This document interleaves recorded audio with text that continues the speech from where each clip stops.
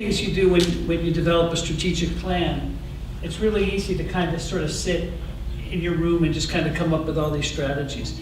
But we really felt that it was so critical to really get everybody's buy-in. And this program would not have been developed without the input from all the contributing individuals and organizations that are listed on this page. And it's important that if you're part of that organization, thank you very much. If you're not part of that organization, there's still time to be involved. This is really a living document.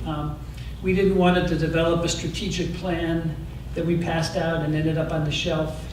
And like 10 years from now, someone's going, yeah, they did that about 10 years ago. Where can we find a copy of that plan? So it's very much a living document as the market keeps changing. In terms of, on the next page, you'll have the executive summary.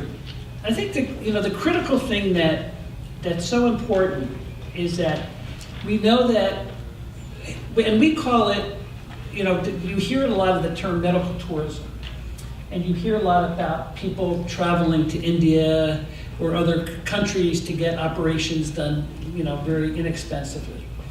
And we've really moved away from the term medical tourism. Because it has that sort of negative perception. And what we've really focused on is what we call health and wellness travel. And sort of medical tourism, as you'll see shortly, is a sub-segment of that.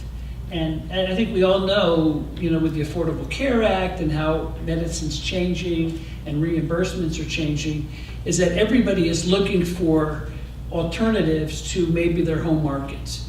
And we decided very early on that we were never going to be the lowest priced place to have a surgery, but we could certainly be the best in certain areas. And so when we think about, as we developed our whole strategic plan, we really looked and said, what are the opportunities for us to attract more visitors to Las Vegas?